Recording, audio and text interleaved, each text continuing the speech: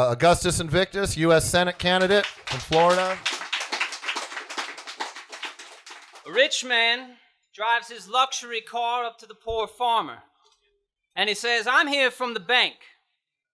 The bank is taking your land back because you failed to make payments."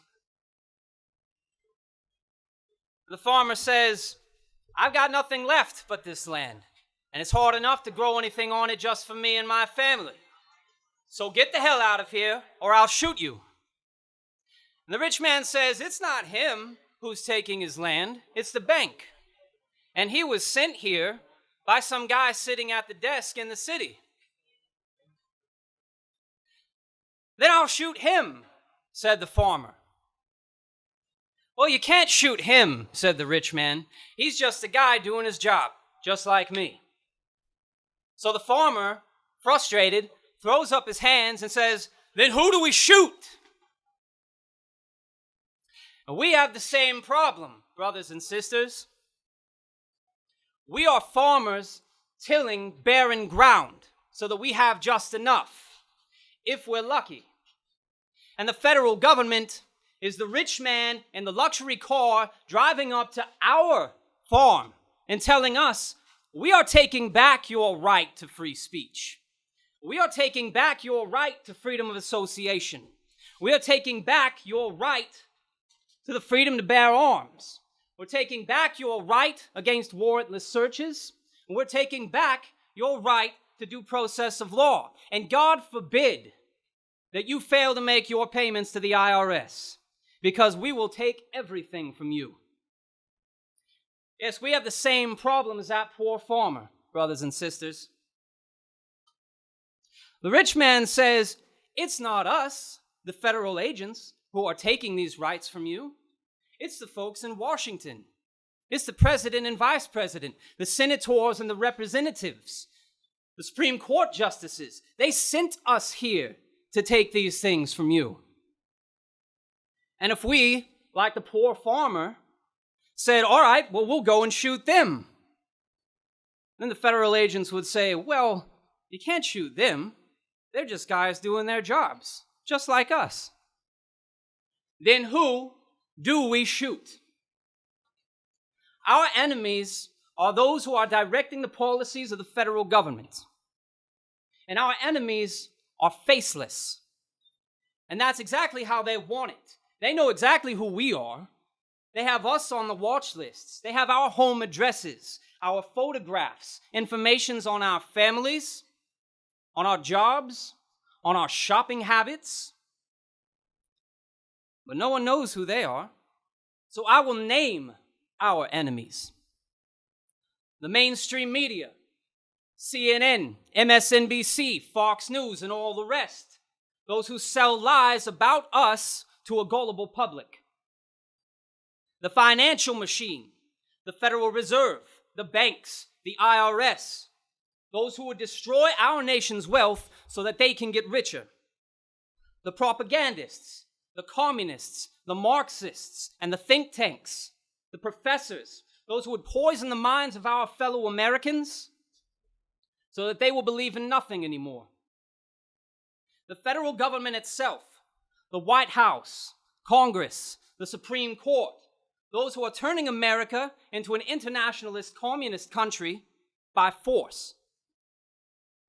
Make no mistake, the federal government has turned hostile toward us, the American people. Well, less than 2 months ago, the Department of Justice stated that nationalists, white racialists, anarchists, and those with anti-government views were a bigger threat to America than ISIS. This means that every single one of us in this room is considered a bigger threat to our own country than the people they are bombing over in Iraq and Syria. So think about that.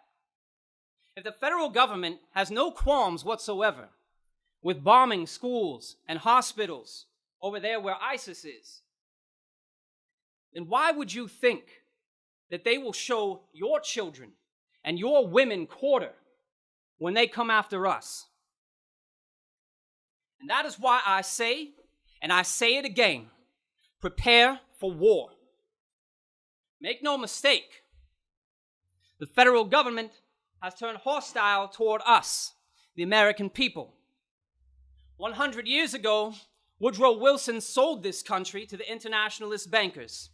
And every day for a century, the government has been doing their bidding. And every day for a century, they have marched further and further toward communism. Why today, the word nationalism is a profanity, even amongst our fellow libertarians. This disease has spread so far and wide that it is now deep within our very culture. But while the federal government may be beyond saving, our nation is not. And that is why I say, and I say it again, fight for your country, not for your government. Make no mistake, the federal government has turned hostile toward the American people, toward us. War is coming. And when it does, the mainstream media must be the first targets. For if they call you traitors and terrorists now, and the American people believe it, what will they do in order to poison the minds of the very people you are fighting for? And I know that it's scary to think about, because I have to worry every single night whether this is the night that the FBI breaks down my front door and hauls me off as a political prisoner, like Marcus Fayella. Or whether they're going to surround my house and burn it down with me inside, like they did Robert J. Matthews, who died at 31 years of age, 31 years ago tonight. I know that it's scary to think about, but hiding your heads in the sand and pretending to be good slaves isn't going to change a goddamn thing. What makes us think that we are immune to history? And what makes us so gullible to believe that all the civil wars and the government massacres and the oppressive regimes are somehow something of the past, something that we and our children will never have to see? You already live under an oppressive regime. You're just too distracted by your televisions to realize it. Our people already are being massacred by the federal government, but it is more comfortable to swallow the official story that the media gives us. Civil war is already here.